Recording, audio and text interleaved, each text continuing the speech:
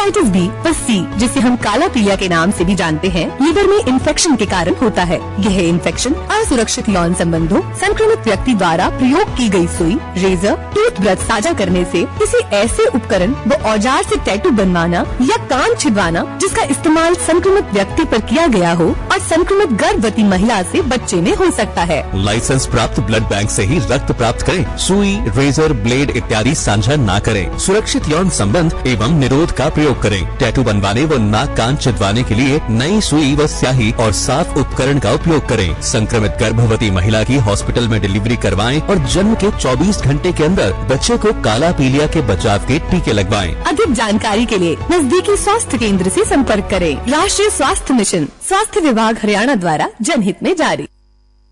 नमस्कार, आकाशवाणी चंडीगढ़ से प्रादेशिक समाचारों के साथ मैं डॉक्टर गुरजीत कौर।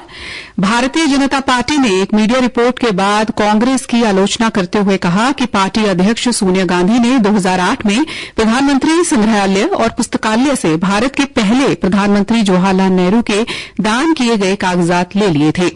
प्रधानमंत्री संग्रहालय और पुस्तकालय सोसाइटी के एक सदस्य तथा इतिहासकार रिजवान कादरी ने उन कागजात को लौटाने संबंधी कांग्रेस के वरिष्ठ नेता राहुल गांधी को हाल ही में पत्र लिखा है।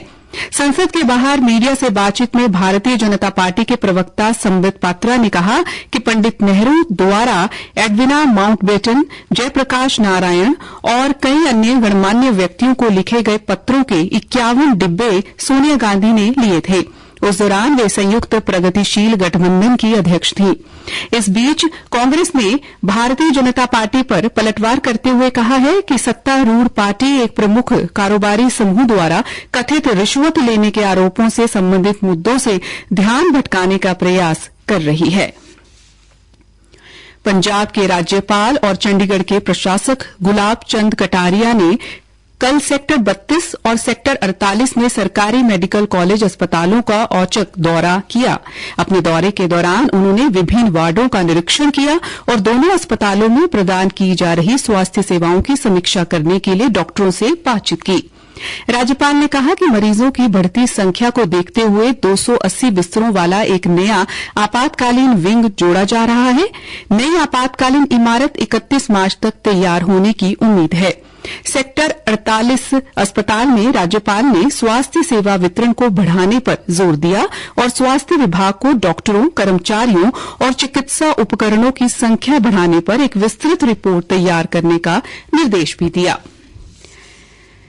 राष्ट्रीय शैक्षणिक अनुसंधान और प्रशिक्षण परिषद एनसीईआरटी ने देश भर में एनसीईआरटी प्रकाशनों की सस्ती और निर्बाध उपलब्धता सुनिश्चित करने के लिए ई कॉमर्स प्लेटफॉर्म के साथ एक समझौता ज्ञापन पर हस्ताक्षर किए हैं। शिक्षा मंत्री धर्मेंद्र प्रधान ने कल समझौता हस्ताक्षर होने के बाद कहा कि इससे विद्यार्थियों को विशेषकर टियर 2 और टियर 3 शहरों में एनसीईआरटी की पाठ्य पुस्तकें आसानी से सुलभ होंगी। श्री प्रधान ने निजी कंपनियों द्वारा निष्ठा शिक्षक प्रशिक्षण मॉड्यूल और अनुभवात्मक शिक्षण केंद्र जैसी पहल पर जोर दिया। इससे शिक्षकों की क्षमता बढ़ेगी और छात्र सशक्त होंगे। हरियाणा के मुख्यमंत्री नायब सिंह सैनी ने करनाल में गुड़ मंडी को पुरानी अनाज मंडी से नई अनाज मंडी में स्थानांतरित करने को मंजूरी दे दी है। सरकारी प्रवक्ता ने बताया कि इसके साथ ही चारा, दाल और मसाला बाजार भी नई अनाज मंडी में स्थानांतरित करने को मंजूरी दी गई है। उन्होंने कहा कि मुख्यमंत्री के इस फैसले से शहरवासियों को पुरानी अनाज मंडी क्षेत्र में जाम से मुक्ति मिलेगी। इससे गुड़ समेत अन्य चीजों के व्यापारियों को लाभ होगा और मार्केट कमेटी के राजस्व में भी इजाफा होगा। इंडियन नेशनल लोकदल के प्रधान महासचिव अभय चौटाला ने उपराष्ट्रपति जगदीप धनखड़ के किसानों बारे दिए बयान पर कहा कि श्री धनखड़ किसान हितैषी हैं और किसानों की पीड़ा समझते हैं। अभय चौटाला कल रोहतक पत्रकारों से बातचीत कर रहे थे। उन्होंने किसानों के आंदोलन का पूर्ण समर्थन करते हुए कहा कि पार्टी किसानों के साथ है। उन्होंने कहा कि चौधरी देवीलाल ने राजनीति से ऊपर उठकर किसानों के लिए काम किया है। इसी के साथ ये समाचार बुलेटिन समाप्त हुआ। नमस्कार।